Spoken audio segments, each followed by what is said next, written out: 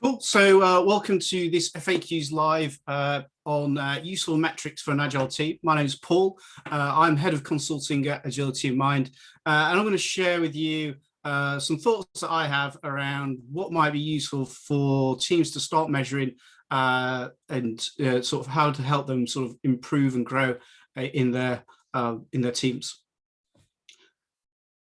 So what I thought I'd start off with is a little bit of motivation before we even start thinking about metrics. What are we trying to do?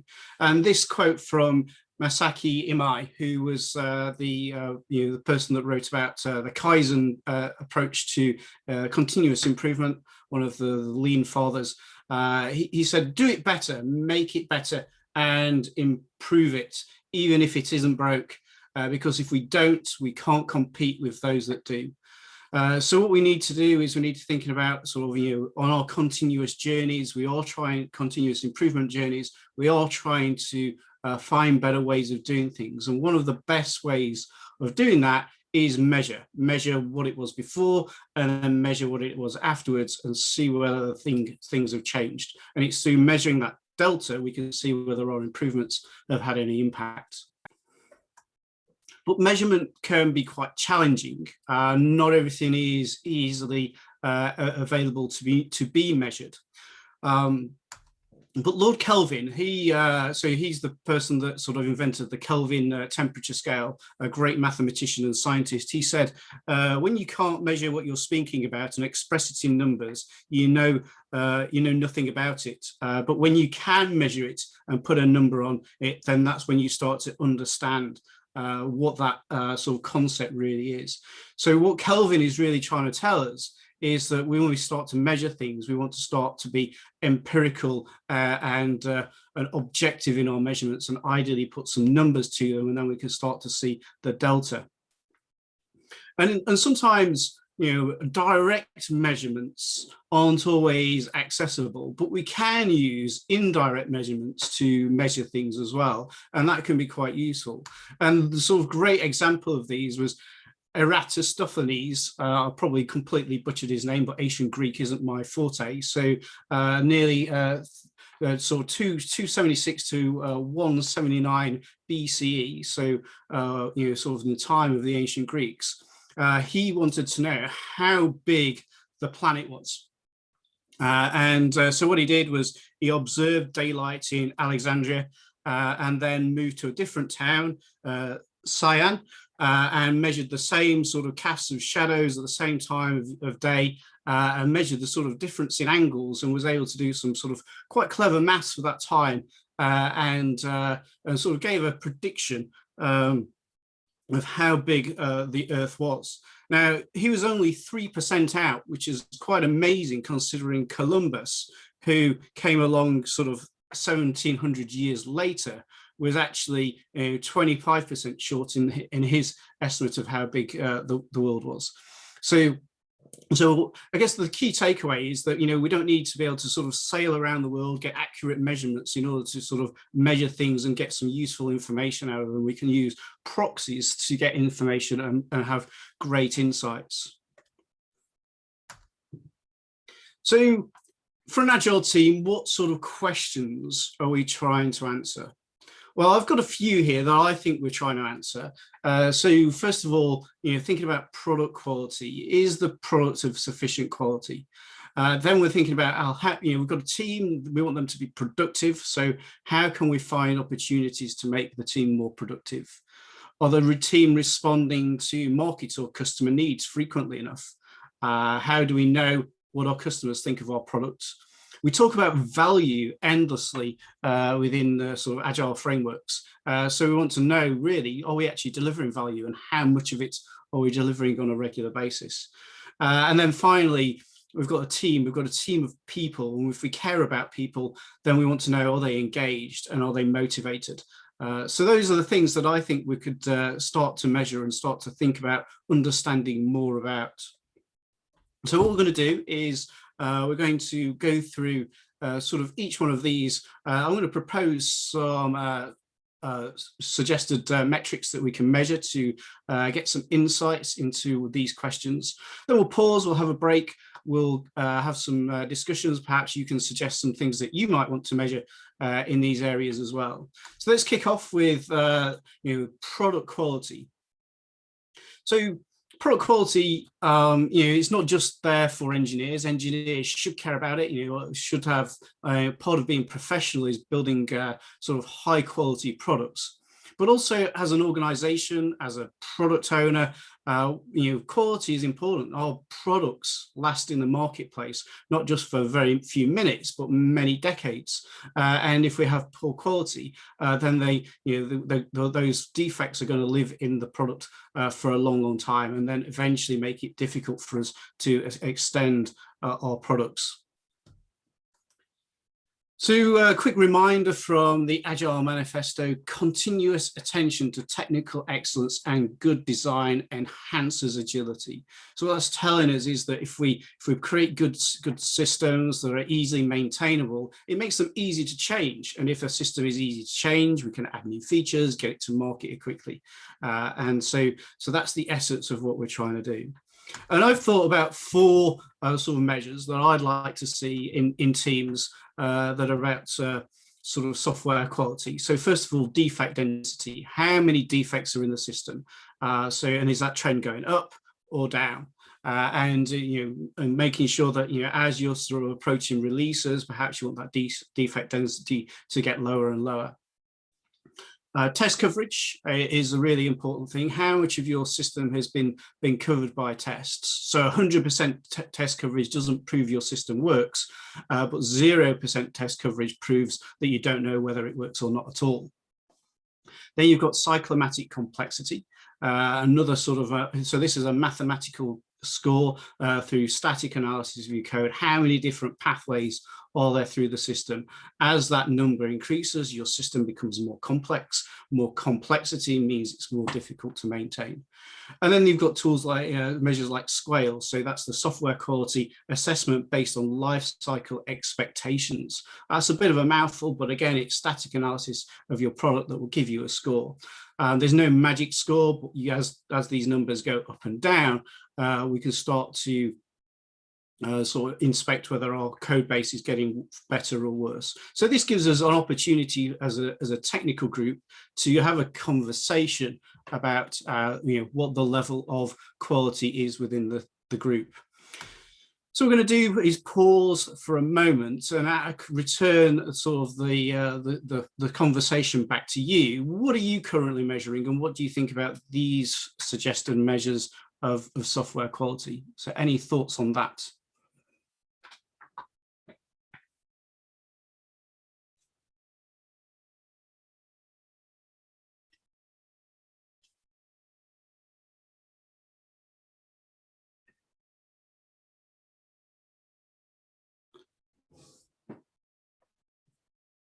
Yeah, so we've got one person saying that defect density and root cause analysis they're using, so that's cool.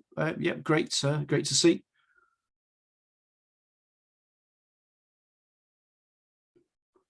Anyone else got any measures? I guess we should probably just let everyone know that they can use the chat, the Q&A, or raise their hand as well. Okay, yeah, cool. Thanks for that, Jess. So yeah, we have architectural quality map for code quality, which rates the test coverage, for example. Yeah, that's good. Code churn, yeah, that's an interesting one. How frequently is a piece of code changing?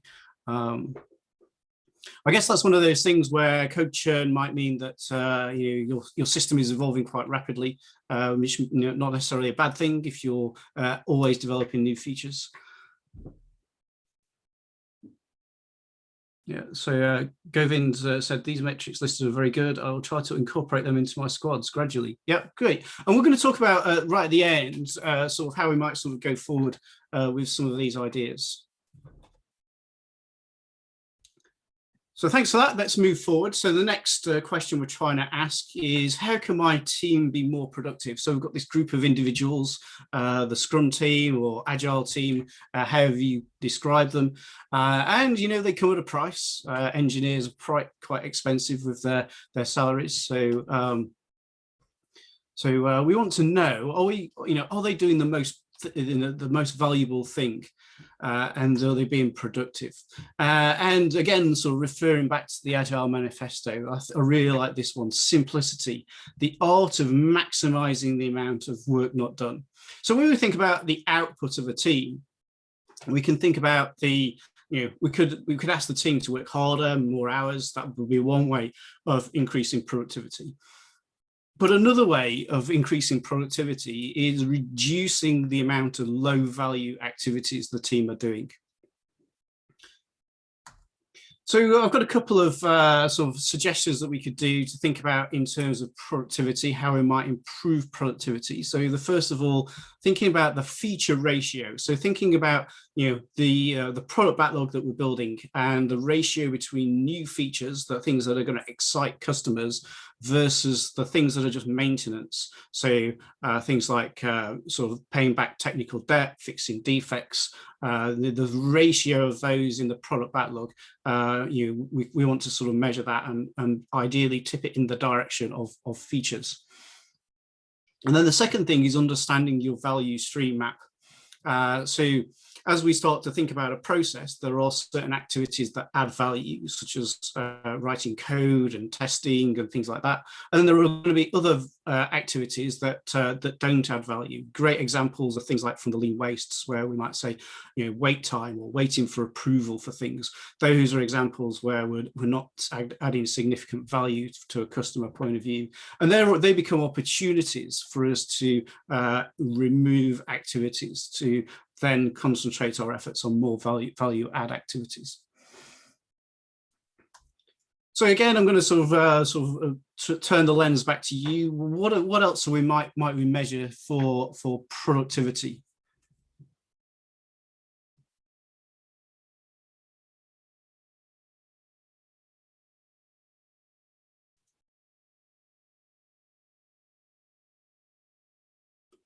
Someone's mentioned velocity. Yes, I was hoping someone would measure velocity, and velocity is quite an interesting one.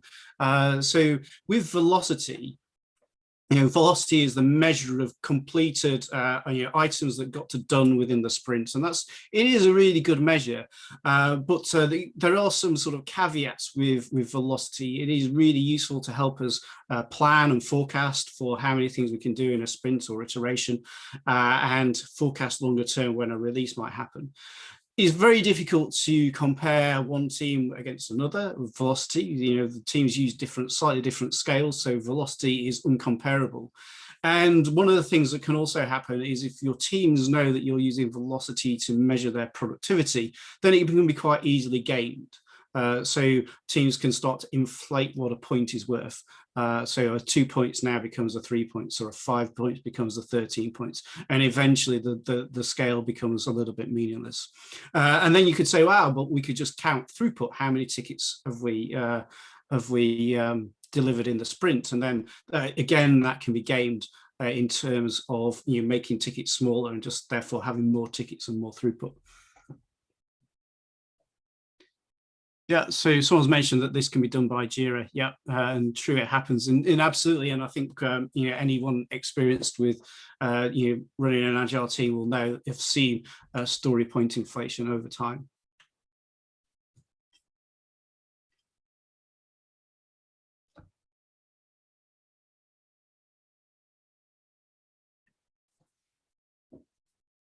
So the next one we're going to sort of move on to is our responsiveness to market and customer needs. How frequently are we responding to our customer needs?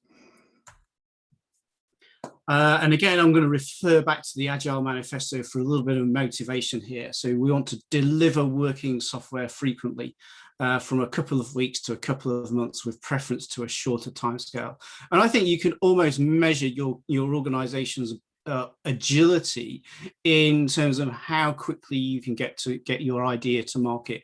So if you've got an organization that takes 2 years to get an idea to market versus an organization that takes only 6 months, but maybe a smaller idea, what you're getting is early market access, you're getting leverage in that marketplace, you're starting to earn value. So getting to the market quicker is really important. And the other part of the problem with longer life cycles is that you've got to predict what the market is going to be like and what your customers are going to need in 2 years' time. And as we've seen in sort of recent times, that the markets are changing rapidly. Sort of what we might call black swan events are starting to happen more and more frequently, where the market becomes entirely disrupted.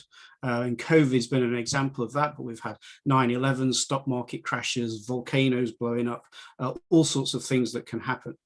So our ability to respond to market is really important. And so I'm proposing 3 measures here that we can consider using to measure our team's ability to respond to the market. So in the middle, we've got lead time. So the time it takes from when a customer requests something to when they actually get it. And then we've got cycle time, which is when the time from when we start work to when we finish work.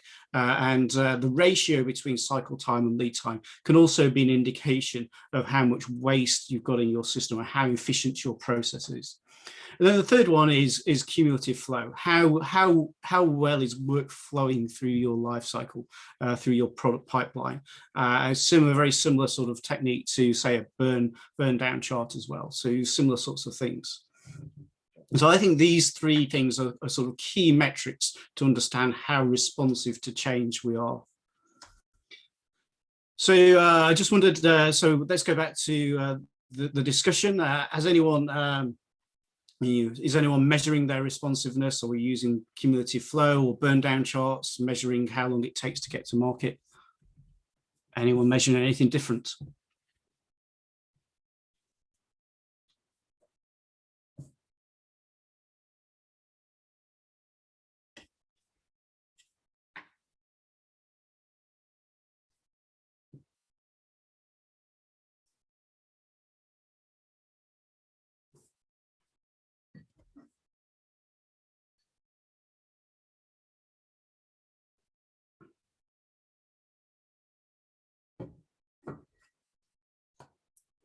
It doesn't look like we've got much. Oh, there we go. I was just about to say not much in chat, but then suddenly we get 2, so at the same time. So if we were to measure cycle time or lead time, how would we do that? Is there provisioning tools like Jira? Yeah, so Jira will start to as you start to, you can measure start and end time. You can use your cumulative flow. I don't know if there's any out of the box reports in Jira that will give you your cycle time. I think you can get some metrics in the from your cumulative flow diagram that Jira does create. So I would start there. Sometimes with Jira, you kind of have to do an export to Excel and then do some fancy maths yourself. Someone's put using CFD throughput and control charts for some products. Yeah, for Kanban, yes. We'll use the 3 mentioned earlier, yeah. And there's no reason why you can't use the same 3 with Scrum. It doesn't have to be just, they are from the Kanban sort of framework, but I think they're still useful metrics for Scrum teams.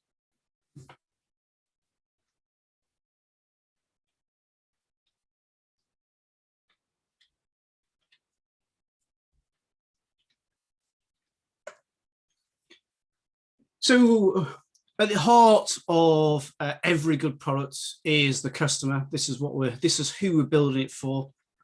This is who we're trying to sort of deliver our product to, and what they think is really important. If they don't like it, eventually they'll stop using it, and then we'll no longer have a business to deliver our product from. I don't have a quote from the manifesto this time, but one from Jeff Bezos, the world's richest man, and probably the most successful business in the world at the moment. So the most important single thing is to focus obsessively on the customer. It's a great quote. I know Amazon that's something that they do. Maybe to the detriment of other things, but single-minded focus on the customer is really important. And there's lots of different ways of measuring the customer satisfaction. There's things like Net Promoter Score. You could use, if you've got something in the App Store, then maybe your kind of star rating might be quite an important way of measuring your customer satisfaction. I think sometimes a slightly, sort of less numerical way of measuring it, but also equally important is the actual voice. What are people saying about the product? What are people typing into the comments in the App Store? When you go and get your user experience people to go and interview them, what do they say about what they think about the product? And those sort of comments are sort of a gold dust for finding the improvements and opportunities. So again, just pause, reflect what everyone else is doing, what measures of customer satisfaction are the attendees sort of measuring.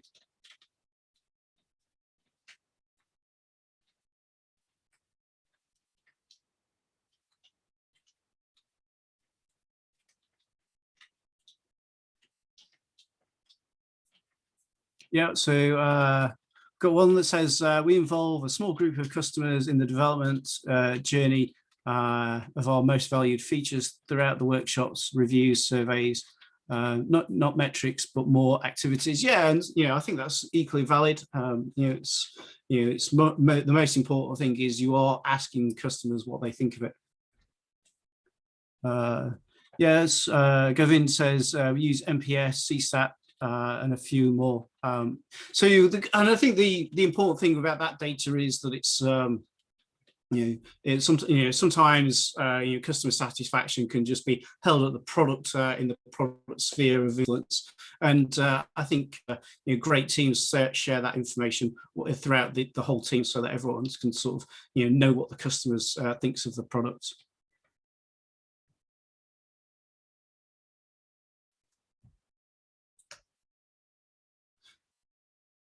So next up, we're going to think about value. In Agile, we talk about value lots. The product owner is accountable for maximizing the value of the Scrum team.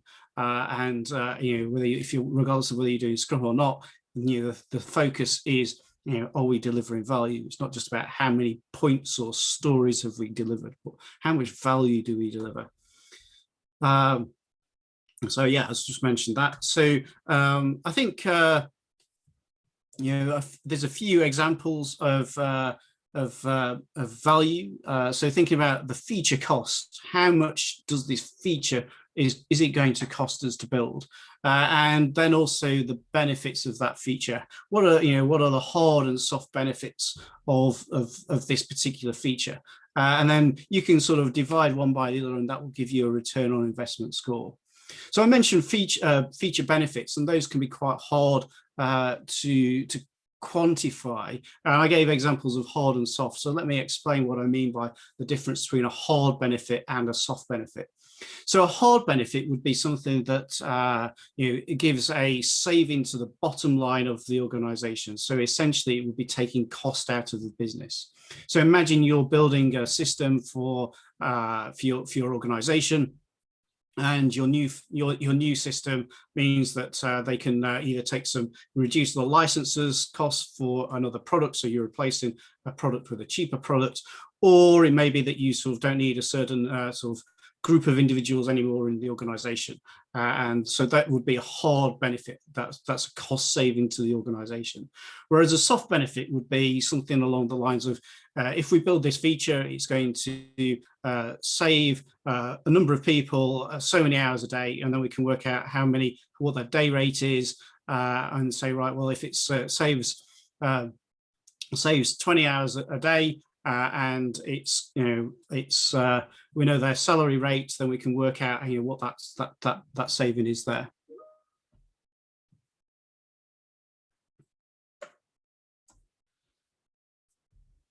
So how's everyone currently measuring value?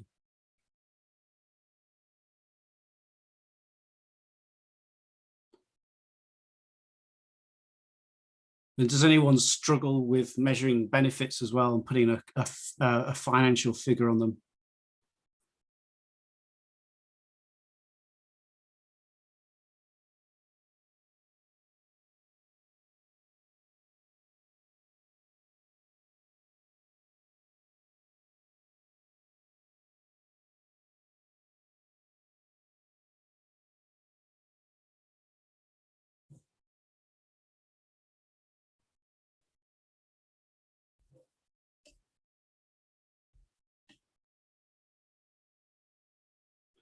Mustafa says that he does that by shippable increments. So yeah, so shipping working product is definitely a measure of value, definitely.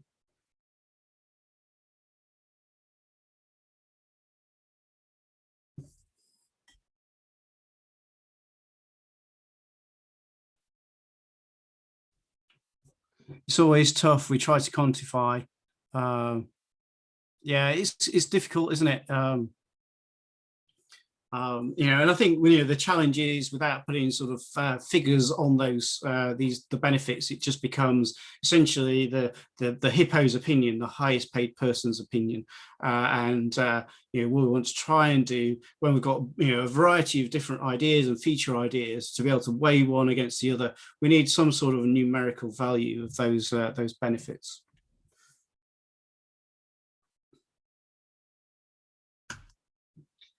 Then the last one we've got is around the team. So we've got these team of individuals, so we want them to be engaged and motivated. So how do we do that? Well, again, let's dip into the Agile Manifesto for a little bit of motivation.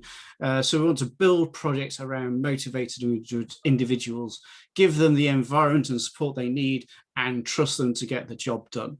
So great. That's all well and good. We know we want motivated individuals, and so we can measure engagement and happiness. Those are two things we can measure, and the easiest way of measuring them is just ask the team some questions, and it's going to suggest several questions that you could ask your team. Maybe you sort of run a survey on a frequent basis. So I am really enthusiastic about the mission of my company. How many of us could say, yes, I'm really enthusiastic about that? Or even, do we know what the mission of our company is? At work, I clearly understand what is expected of me. So how many members of our team actually really understand what their accountabilities are? In my team, I'm surrounded by people who share my values. So do I feel part of this team, and do I feel a connection to everyone else? And I have the chance to use my strengths every day at work. My teammates have my back. I know that I will be recognized for excellent work. I have great confidence in my company's future, and in my work, I'm always challenged to grow. Now, the important thing with asking questions like this is you've got to do something about it. If you ask the team and they say, oh, no, we don't feel as though we're getting any recognition. If you leave that, if you've asked them, they've told you, you have to act on it. Otherwise, there's a one-way ticket to even more demotivation. So team motivation is something that we can measure. And so back to you. How is everyone here measuring their team's motivation?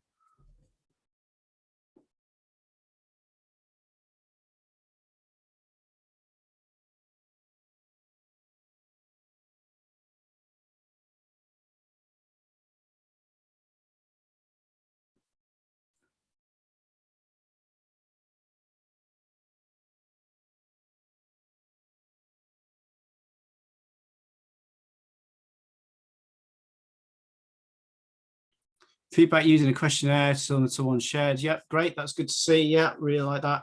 How frequently are you running your questionnaire, just out of interest? End of every sprint. Yeah, that's cool. So, getting sort of regular feedback. So that's good.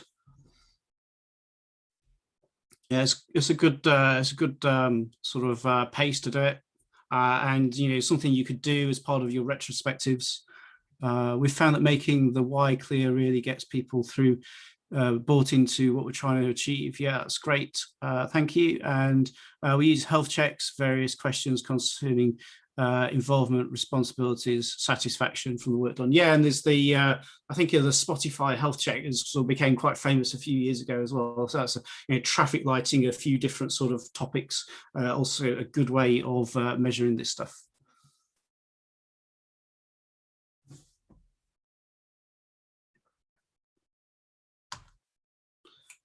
So where to go from here? We've sort of laid out a few example metrics that help us answer some questions that we might want to think about as in terms of improving our agile teams. This is where I would suggest a roadmap. Pick one of the areas that you're looking to improve. Choose one of the metrics or maybe a couple of metrics, and try and make the measurements simple to get. So if you can automate it, so using tools like Jira or version 1, or if you're using Net Promoter Score, maybe you've got that baked into your product. If you're doing surveys, then maybe set up a regular Survey Monkey, things like that. That can be one of the things that stops measurement happening is the effort to go and do it. Then we want to sort of gather the data, inspect it. So great opportunities to inspect our metrics are either in the sprint review or the sprint retrospective if you're doing Scrum. If you've got similar events for other types of frameworks, then those will be the sort of go-to places. Perhaps the more product-oriented ones in the reviews, and more team-oriented ones in the retrospectives. Adapt your process as a result of those measures. Sort of use that sort of iterative cycle that we embrace as part of using an agile framework to drive improvements in these areas. And so I'm just going to open it up to some final questions.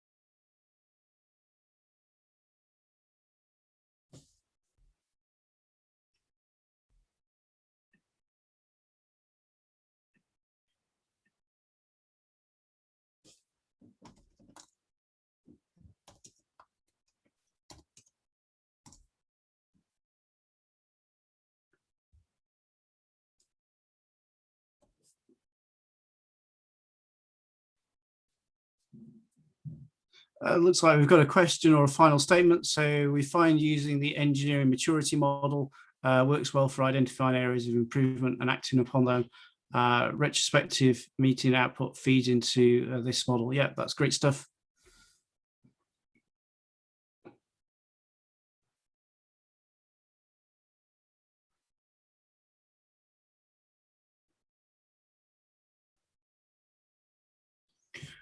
Well, great. Let's wrap up there. I hope this has been useful. I hope you've maybe introduced you to one of few sort of measurements that maybe you've not seen before, or just a reminder to do things you already know that are important.